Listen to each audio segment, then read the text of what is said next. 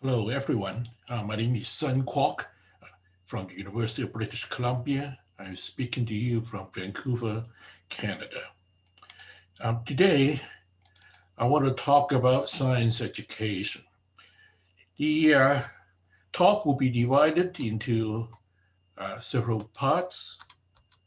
I will begin by saying something about my views on what's the purpose of university education, and I'll describe some of the problems that I see with our current science curriculum, and I'll also say some examples based on my own experience of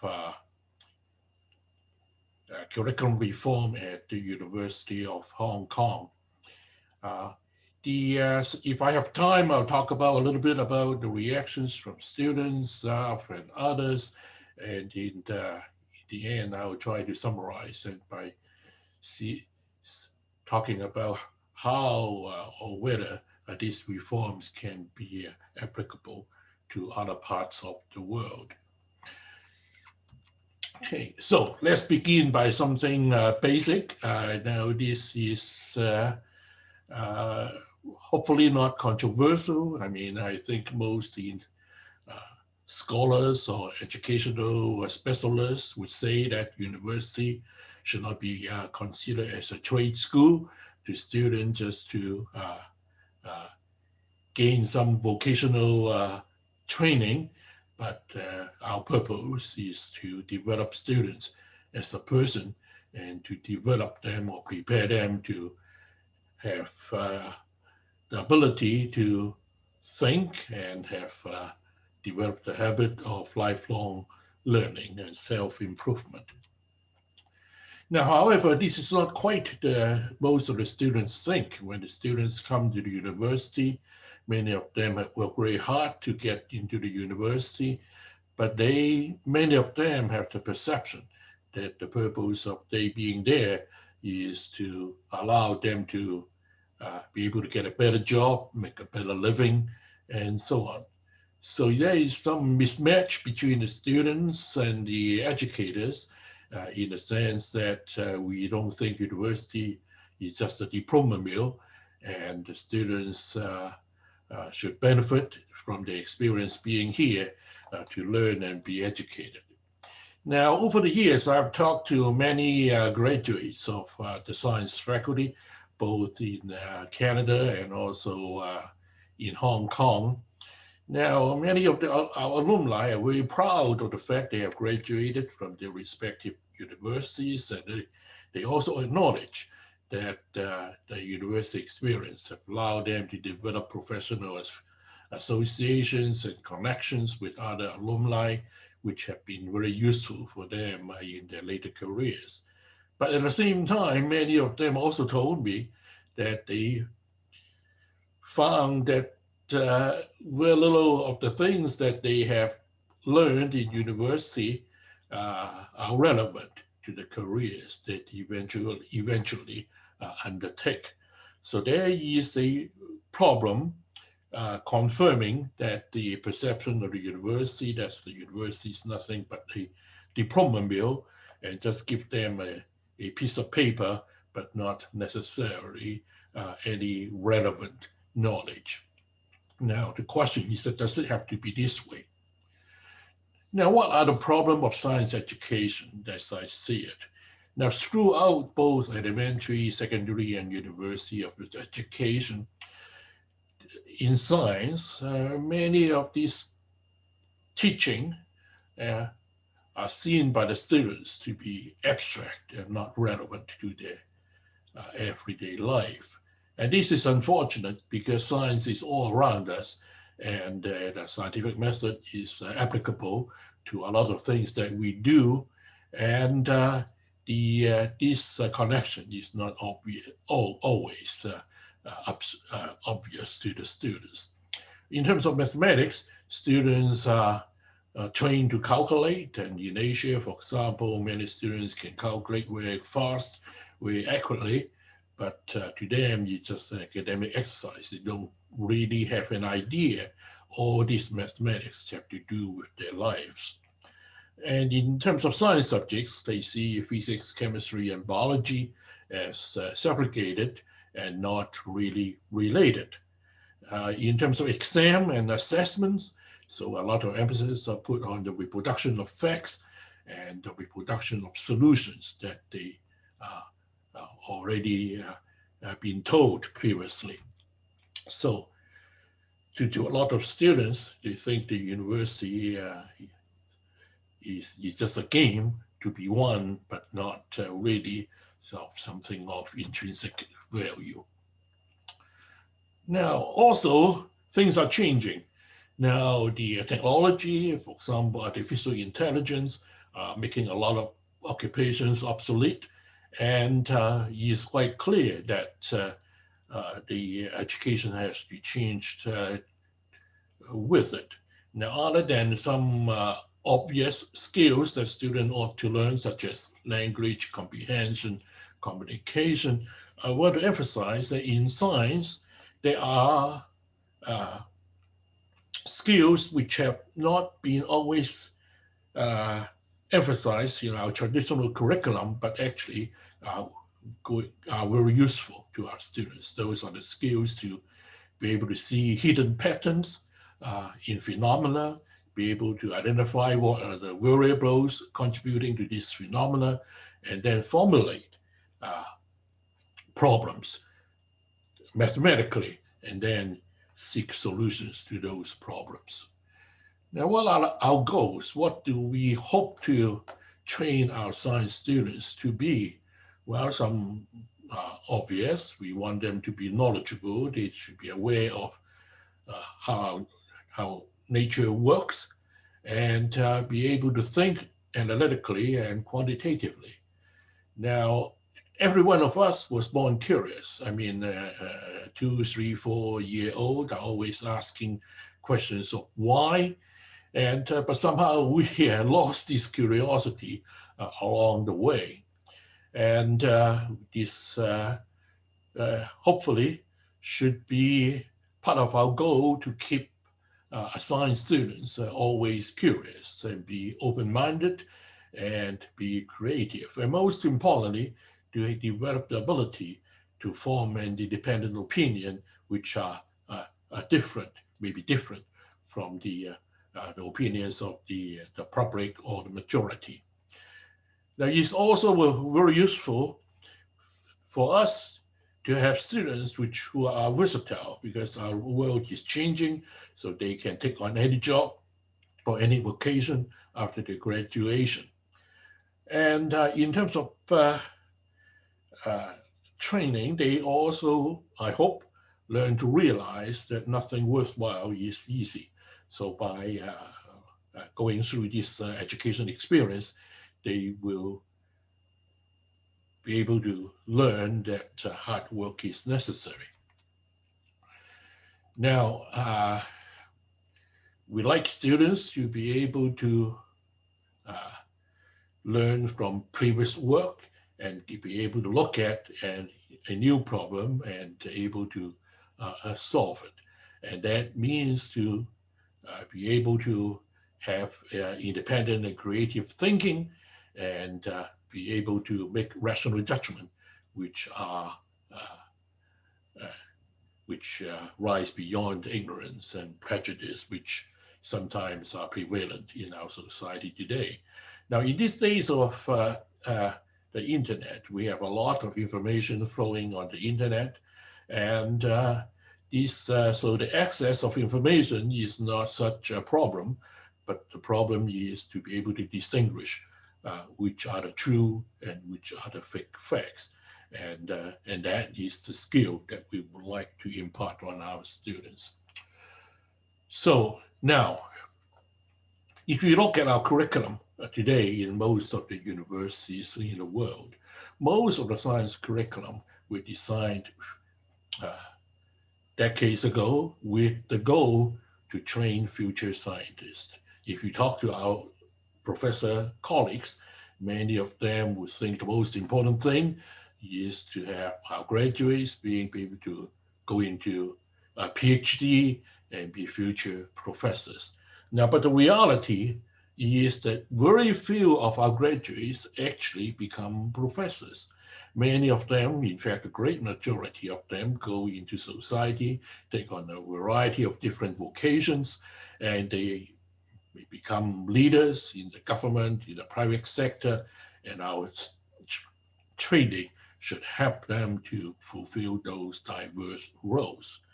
Now, as citizens, in particular in a democracy, it's important that our students are able to think, as we discussed before, so that they can guide the society to go into the proper direction. So in general, we would like to prepare our students as holistic individuals who can think analytically and to be able to solve diverse set of problems and to be able to communicate these results.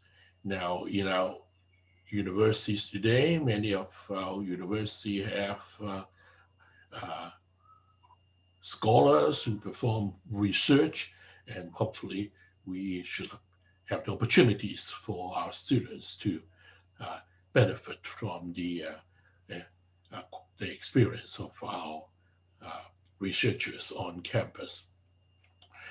Now, the question is that how to achieve these goals.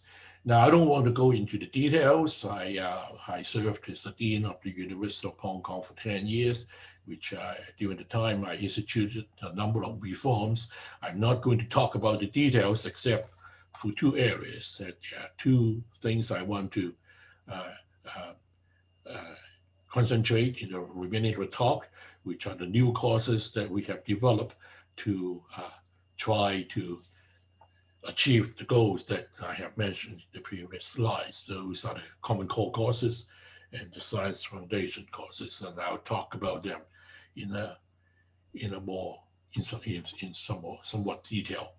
Now, the Common Core courses at the University of Hong Kong are new courses which are specifically designed, and they are not discipline-based, and the goal is to develop students who have broad perspectives and help them to develop critical skills to be able to analyze and understand complex issues.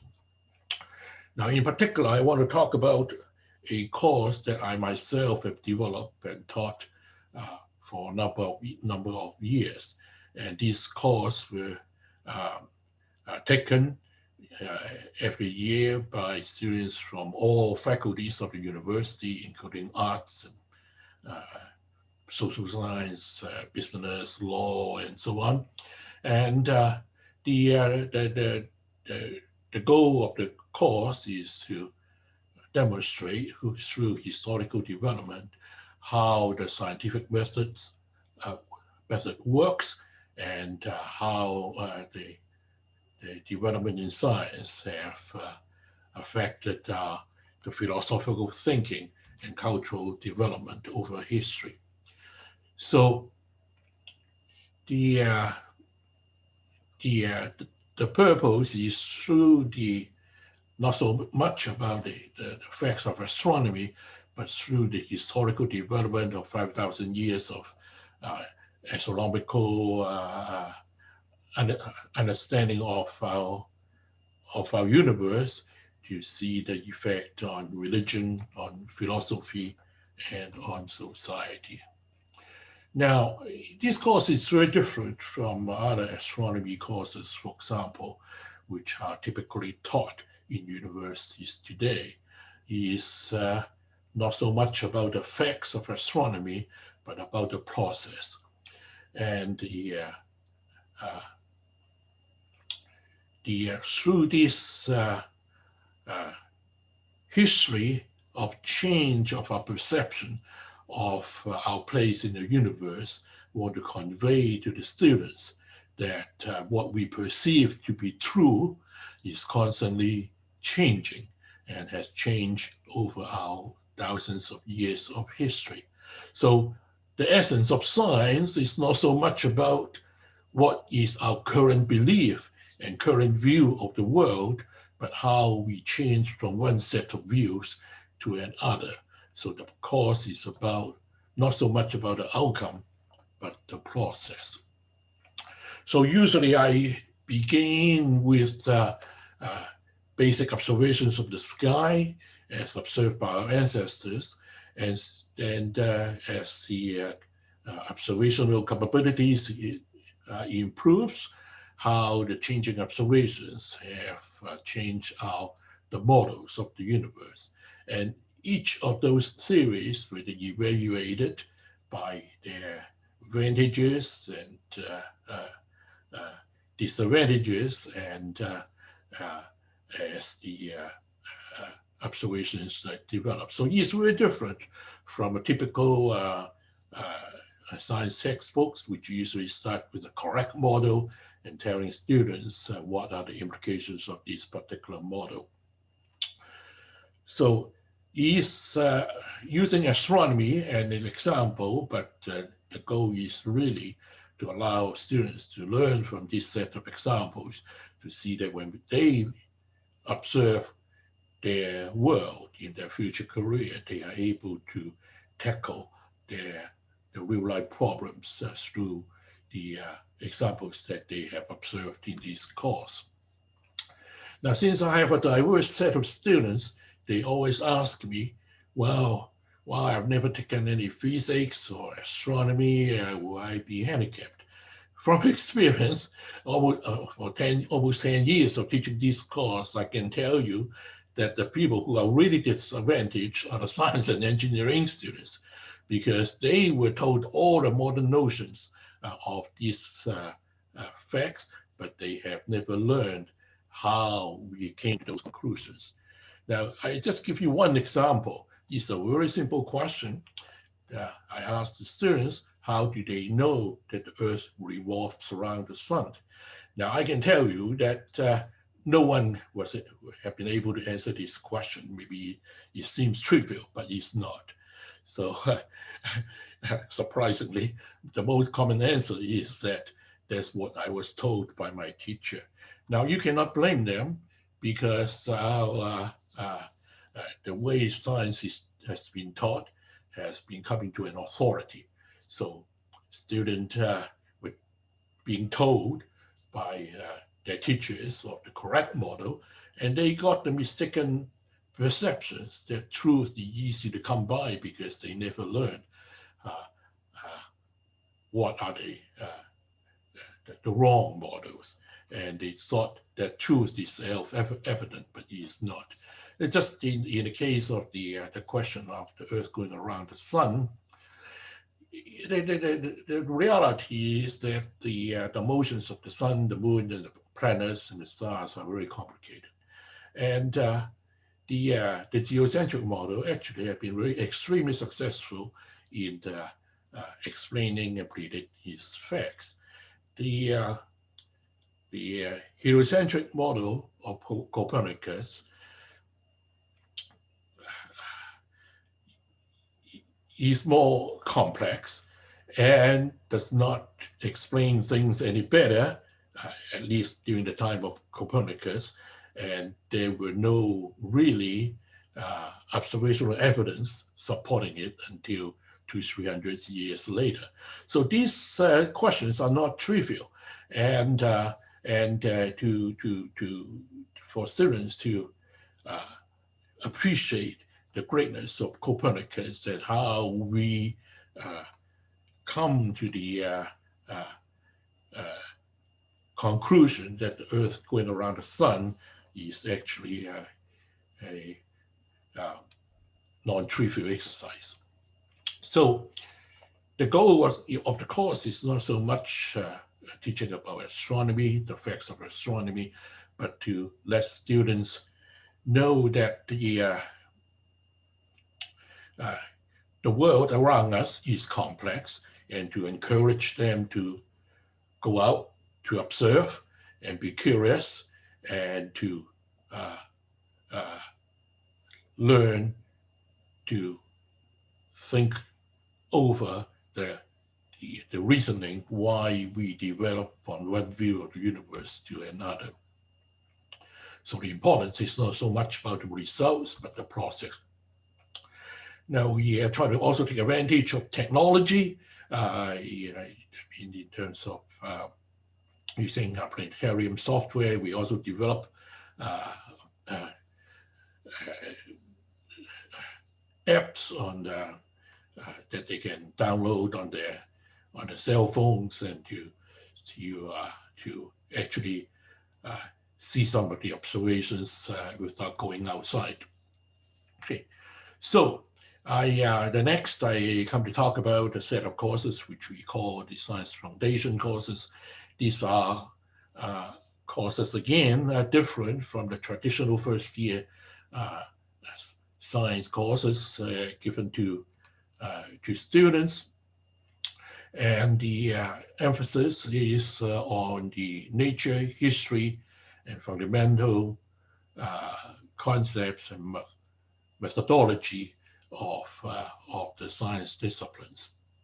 Okay, so for example, in the first course, we talk about mathematics and statistics, and the emphasis is not so much to teach them how to calculate, but to tell them what kind of mathematics are there, what good are these different kinds of mathematics are, what are the real-life problems that can be solved by these different techniques of mathematics and statistics, and emphasis is on for them to look at a problem and see what kind of mathematics could be applied to them. Okay. So the second course is integrated science course, which we talk about astronomy, earth science, chemistry, biology, physics, and so on. And the emphasis is to allow students to see the interconnections between different branches of the sciences. Now, how do we do that? We first introduce the history of the subject and talk about the real life problems that they can observe in the everyday life, but not so much the abstract concepts.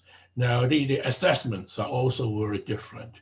They are not asked to just repeat what they have been told in class, but they were given new situations that they have not seen before, but which will require them to know the course material, be able to extrapolate into these new situations. So these are very different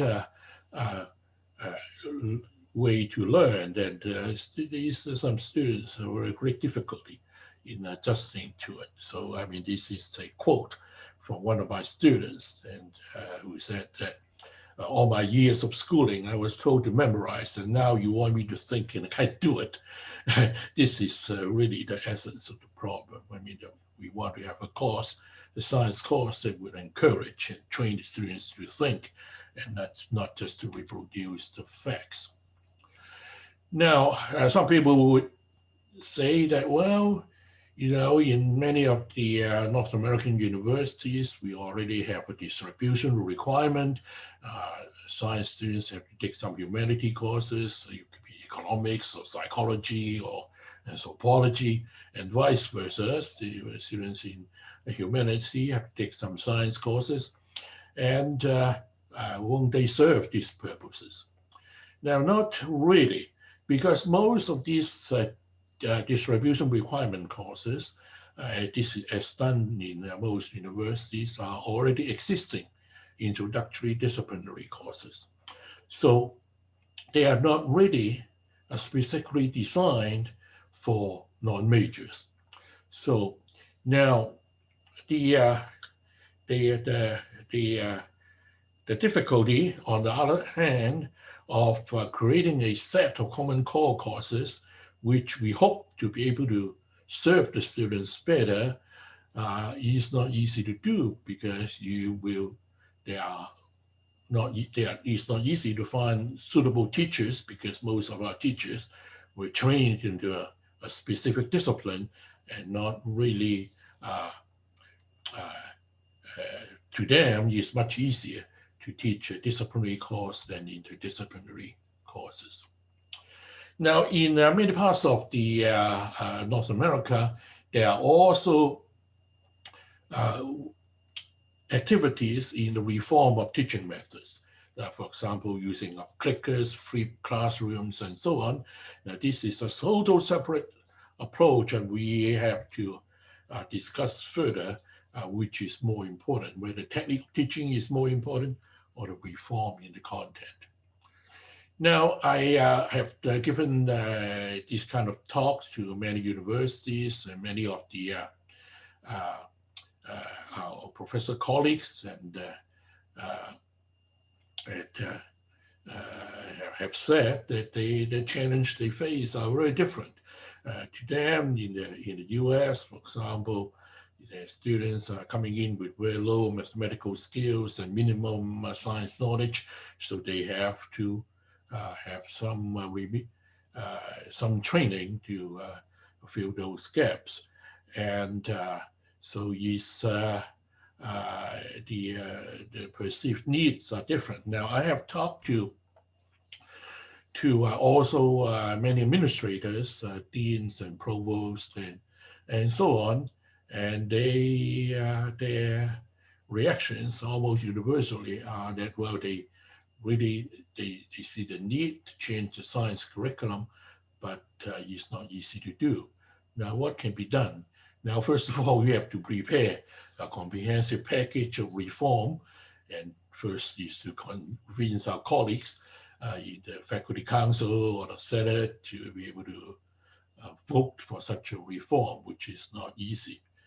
And secondly, we have to find teachers who are willing to teach these kind of new courses, and that may require more work.